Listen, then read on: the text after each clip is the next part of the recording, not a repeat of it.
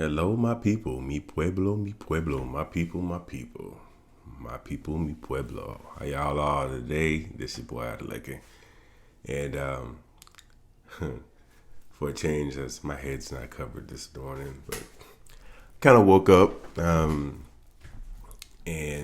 instead of getting up and doing my morning routine like I normally do, I got up and I got online and I started thumbing through Facebook, Instagram, social media, and I ran across some Kevin Samuels video, Kevin Samuels footage, and I was listening through this footage and it spawned some things, because Kevin Samuels is the kind of character that when you talk about him, it's almost necessary that controversy will follow a conversation about Kevin Samuels or about anything that Kevin Samuels has said or any point that he's made or anything in that regard. And I, although most of what he says, I understand where he's coming from. I understand the idea that, he's promoting the idea that we have to really change our frame of thinking. And, he's speaking about what he call high value men and modern women and the contrast that happens specifically in the black community when you have high value men who are out there doing the thing that they are created for, and that is creating value and creating earning and creating the spaces that is necessary for women and children to flourish in, and themselves too as men. Creating the communities for creating the spaces for the communities to flourish in, as I should say. He wants to call those high value men, but then he also has this conversation about modern women, and that is the idea of women as they are today and are as they are presenting themselves today, in contrast to everything that's happened in the last 30, 40 years of human experience, particularly the African experience or the black American experience, and how the contrast is, a few years ago, we had the highest rate of marriage in America.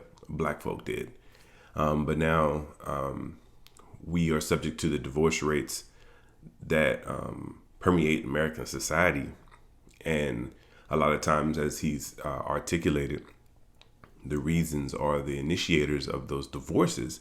Not so much we're not talking about the marriages, but the divorces or the ending are the women or black women. And he makes a lot of points, and most of his points I agree with. Most of his points I agree with. I agree with the idea when he talks about tone, and he's being criticized quite frequently about tone. But there's one thing that he says that I understand, and I understand where it comes from, and however, it doesn't gel well with me, and I also recognize that it's probably the root of the problem that he has with most women who are looking to communicate with him, looking to share ideas, and understand where he's coming from, and that's the idea that he says. How he says this. He says it to women, to black women. You belong to me. The children belong to you. And I belong to God. And everybody reports up, right? So then there's a hierarchy of existence or a hierarchy of being or necessity or whatever.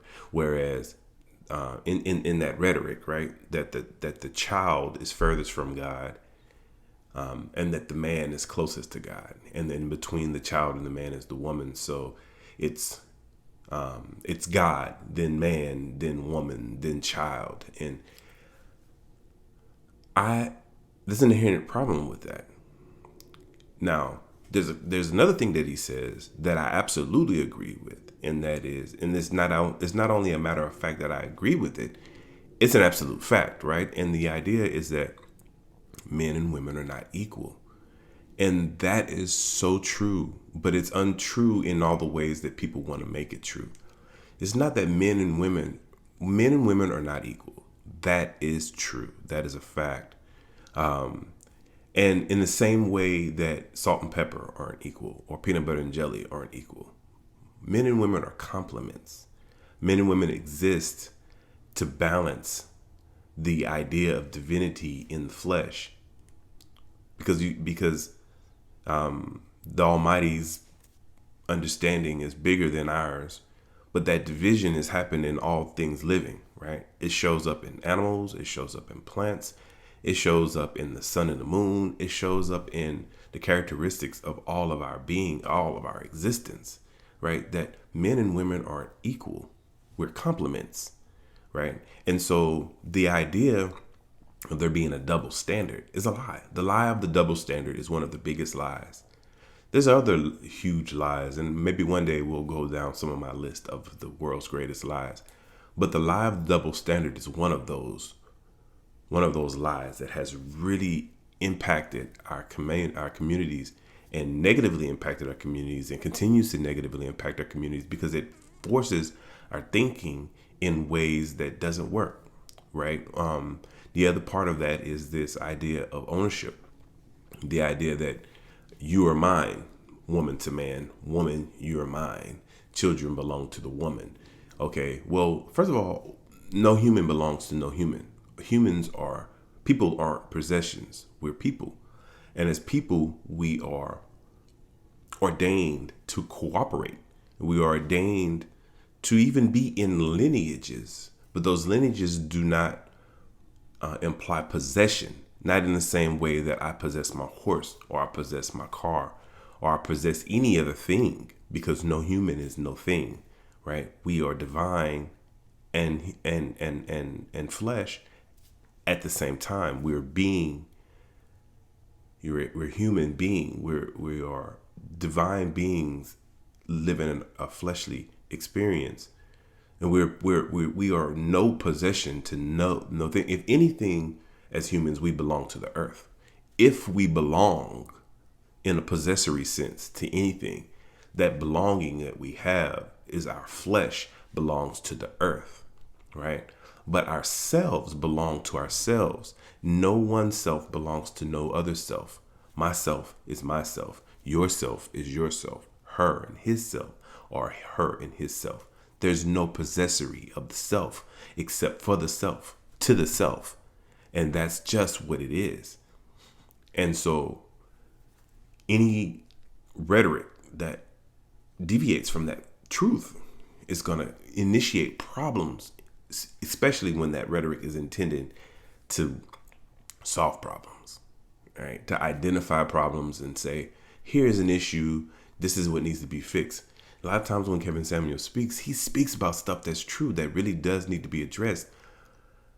However, the premises that he brings into his solutions are in themselves problematic, specifically the idea of possessory and the idea that the woman is somehow submissiveness is not the problem. Submission is not the problem. Subordinated, subjugated even. That's a problem, because women do not belong to us as men. Children do not belong to us. Children do not belong to our women. And when we say our women, that's just a relationship, right? And again, so I go back to the idea is that we're complements. We are complements on purpose, just like peanut butter and jelly are complements, right? If you opened up a jar of peanut butter and it had jelly-like characteristics, you wouldn't apply your jelly characteristics to your peanut butter, and vice versa. You wouldn't want your peanut butter to have your jelly characteristics, or your jelly to have your peanut butter characteristics, because they're complements. They work together to create the thing that you were desiring in that moment in time. Same thing with coffee and cream. Coffee and cream are complements. You can drink cream by itself. You can drink coffee by itself, right? But when you use them in a complementary way, you get the results. You get something more along the line, something more desirable, something bigger than what they are separate, right? Salt and pepper. Salt and pepper are complements. We don't put salt and pepper in the same shaker because sometimes we need a little bit more salt than we do a little more than pepper, and vice versa. right? So a salt grinder is going to look like a salt grinder. It's going to be marked salt and not pepper, because they're not equals. They're not equals. They are complements. They're designed, or they've been figured out. We've designed a use for them together. And in the fact that we've designed a use for peanut butter and jelly together, we've designed a use for salt and pepper together. Same thing is true that the Almighty has designed a use for man and woman together. Not that man is more than woman, or woman is less than man, or that woman is more than man, right? Now, can man do what woman can do? No. Can woman do what man can do? No. And yes, at the same time, because we're still human and we're still both divine, right? And so in our humanity, we have our commonality, and in our divinity, we have our oneness, right? So there are these moments of unification, or these moments of convergence in terms of our being that are necessary for the reality of the complementary nature to work. Same thing with salt and pepper, right? Salt and pepper are both to be consumed. Peanut butter and jelly, they're both to be eaten on bread, generally speaking, right? But they're not salt. They're not the same. Peanut butter and jelly are just not the same. You put peanut butter on the bread, and some people will mix their peanut butter and jelly together, and all of those things, we can make all kind of comments and deviations and permutations and enumerations of ideas of how these complements work together and how they don't work together. But the fact of the matter is that they're complements. They're made separately, they're made independently, and they're made generally with the intention of being used together. And so, in that way, men and women are complements, and that's how we're made. We're made to complement each other, not to compete. Because when we compete with each other, we work outside of our natural order. We work outside of our actual creation, right? It's like to say your car won't float is impractical. A lot of cars will float, but cars aren't boats. So when you take a car onto the river as if it were a boat and expect it to work as a boat, you're being short-sighted. You're being hopeful, maybe, but you're definitely being short-sighted. And it's one thing to be hopeful, and it's one thing to be innovative, and there's one thing to even to say, well, this particular car is special, and it never really was meant to be a car. It was, this car was made always with the spirit of a boat, and it's supposed to be a boat, and it was always supposed to be a boat, even from its inception. And the fact that it's being driven as a car is a problem of any type. It's ridiculous. It's a ridiculous concept.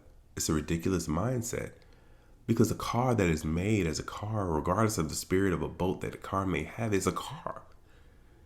And if the car has a spirit of the boat and has the capacity of working as a boat, then maybe it could be done, but it still doesn't change its carness. And maybe even you have boats and cars that are complements, right? Like a ferry. Like ferries are boats that are made complement cars, but they're not cars. And neither are the cars that are on the boats. They're still cars, right? And so these are just how complements work. Complements work in the sense that they are things that are not equal to each other, but they have a reason for being together. They have a reason of being at the same time, in the same space, and the synergetic combination of the two make more than what either one of them stand alone could possibly be. That's what compliments is. A jelly sandwich is a jelly sandwich, and a peanut butter sandwich is a peanut butter sandwich. But a peanut butter and jelly sandwich is something completely different. I have chips. I've had potato chips with salt only, and I've also had them with pepper only. But salt and pepper is something completely different. If an experience of its own that supersedes any experience of salt or pepper alone. Humans are designed to be cooperative beings. We're not designed to work alone. We're not designed to work independent of each other. That's not our design. That is not how we were created. And moreover, that's not how we've thrived for millennia.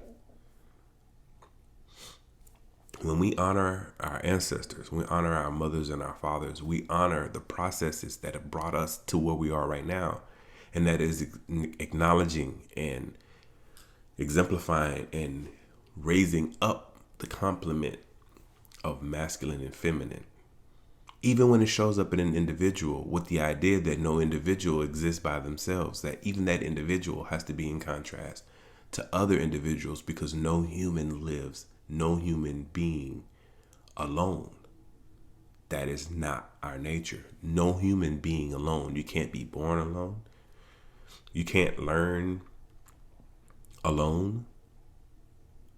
You have the story of Tarzan, which is a completely fictional reality of this man who was essentially raised in the jungle amongst primates and wolves. Okay, cool. All right. But even in that context, he wasn't raised alone. And his humanity didn't even come into check. His humanity even come into being until he met other Europeans, others that were navigating the jungle, looking for other things, not looking for him, ran across him. That's when his humanity came online, when he met them and we began to interact with other humans. Before that, he was more ape than he was man. And even in his apeness wasn't alone in no part of his being.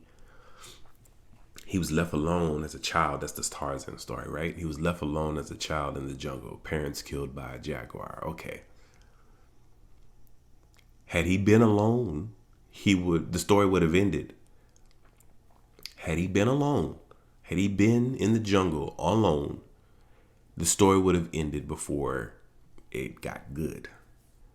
It took the experience of him being brought into a community of sorts, a community of apes, but a community nonetheless, a society. Humans are societal beings. We are created to create with other creators. And when we recognize how we are created and our purposes as we are created, not as we want them to be or as we feel they should be because of whatever feeling we have. When we recognize our creation and how we're created, and then also, now, let me go back to that comment that I just made, because I know someone is going to have something to say about that. Our desires are our desires, and they're divine in themselves. So if we have a desire within our being, that desire has all the rights and privileges of any other desire.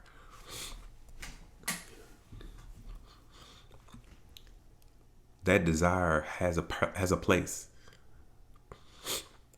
And if the desire is to be alone and to do things alone, that desire has a place. The reality, right, is that that's not how humans work, right?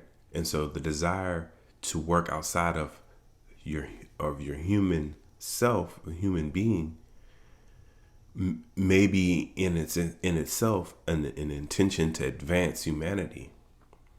However, even that task of attempting to work alone requires a basis of working with others. It can't be avoided. Our births alone are proof of that. There's no human being that has been brought in by any one human being Mothers do a great deal of the work. They do. They do the bulk of the heavy lifting as it relates to bringing in humans. But they don't do that work alone. They don't. They don't initiate the process alone, and they don't submit to the process alone. Single mother is no real thing. Single mother is a political statement, a socio-economic illusion, so to speak. There's no such thing as a single mother. There never has been, and there never will be, because no mother gives birth to a child by herself. Doesn't happen. And no woman raises a child alone. No one. Even the woman who lives alone with her and her child has her entire society that helps the building of that child. Whether it be her mothers, whether it be her sisters, whether it be the daycare attendants or the high school teachers.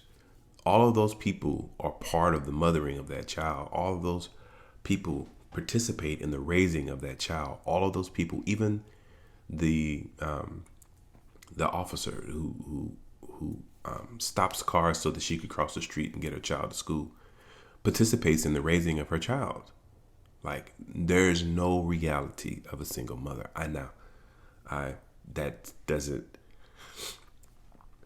That doesn't intend to take away anything from mothers who are living what we call the single mother life.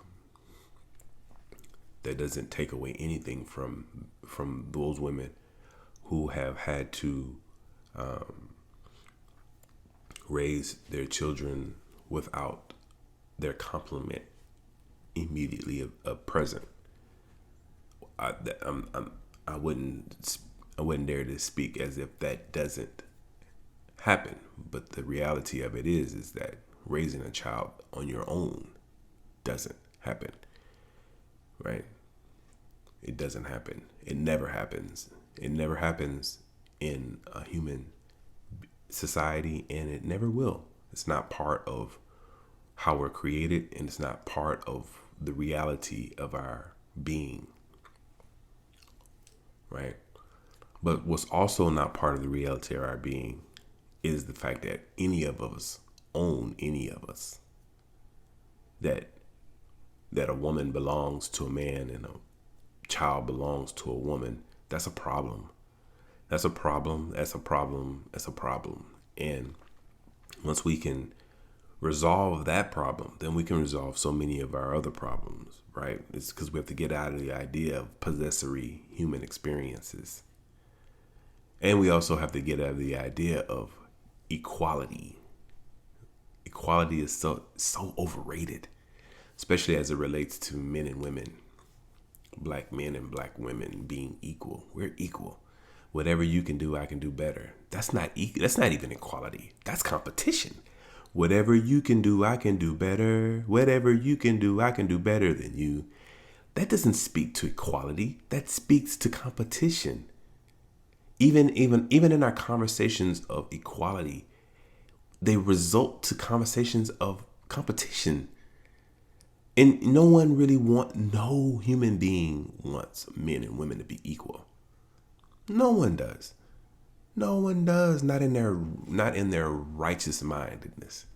They may think that that's something that sounds good for the moment, right? And we even fantasize about the ideas of, equal pay for equal work as not equality amongst people. That's not you being equal to him because y'all get paid the same for the same work. That's not the same thing. That's just not the same thing. You're not equals. We're not equals. For that matter, most men aren't equals to each other. Does that suggest that another man is superior to another?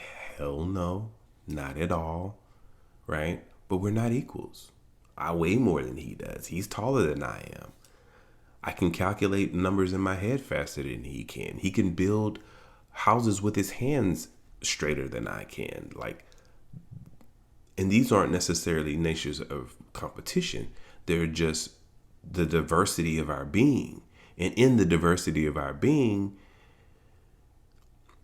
pushes away the idea of equality in our being. Because we're diverse in our being and we're unique in our being, that in itself makes us different. And different makes us unequal. Right? It's just what it is. It's simple mathematics. Simple mathematics. Not even the complicated stuff. We're not even talking about calculus and algebra. We're talking about simple mathematics. Simple mathematics. So again, the number one takeaway for this is like, we are complements. And let us live our lives complementing each other. And not just complimenting saying, hey girl, you look good today. Oh, you look good today too, dude. Yeah, that works too. But that's not the extent of compliment. Compliment in the sense that we work better together. An engine and a propeller are not equal. They're not. An engine and a propeller are not equal. However, when you put an engine and a propeller together and you allow the complementary realities of the engine to work with its complement, the propeller, now you can create thrust. Now you can create something that can move vehicles. Now you've created something that is bigger than what they are separate. A propeller is an awesome thing as it is, and so is a motor. But when they work together, the synergy of the complements make things happen. The synergy of the complements make things happen. And that's what we have to remember. One thing in this last set of videos that I was watching about Kevin Samuels is he was speaking to this young lady. I'm gonna say this, and this is gonna be it for today. He was speaking with this young lady, right? And this particular video was, I think he called it smoke. So in this particular call, it was, he was doing a live, and you can come and let him know what your critiques are about him, give him smoke, right? And this one young lady got on. She was in her 20s, early 20s. I think she was 21, 22, something like that. And Samuels asked her, how were you raised? She was raised by her mother alone. And she's in school. She is a scholarship holder. She's in school for dentistry. She has a mission to be a dentist, debt-free, no debt. It was all figured out through scholarship and her mom's contribution to that. And Samuels asked her, did your mom raise you to be a wife or independent woman? And she poked out her chest and says, an independent woman. And Samuel's point to her was, let me ask you this again. Let me ask you a slightly different question. What is the purpose of a man? And the young lady said, the purpose of men is to live. She was unable to articulate a specific purpose of manhood or masculinity in contrast to her existence as a woman in femininity. She wanted to believe, or at least by her rhetoric, to suggest that the purpose of all humans is simply to live. And that's the extent of our purpose as humans, which is so short-sighted. Of course, we are intended to live. Some historical perspectives or some cultural perspectives will say that we chose to live. We chose to be here. In our divinity, we chose to participate in this thing called life. So the purpose of living in itself is not living in itself. It is to get things done in life. The purpose of living is not living. The purpose of life is not life. The purpose of life is the expansion of consciousness, the expansion of reality, the expansion of peace, the expansion of joy, the expansion of love, the expansion of trust, the expansion of that which makes life worth living is the reason and purpose for living. And as life, as creation, created creation, man and woman, we have our role in the propagation of life. And because we have our roles in the propagation of life, that means we have roles in the expansion of joy, in the expansion of truth, in the expansion of love, in the expansion of all those things that are the reason for living. And as men, that role is a complement to the role that women have. And now, whether or not I'm not in this video, in this conversation, I'm not going to go into the details of saying what they are, the roles of women, what they are, the roles of men. That's not so much the point. But the point is that men don't own women, and we don't own the efforts of the women. And likewise, women don't own men, and we don't own each other. We are complements to each other.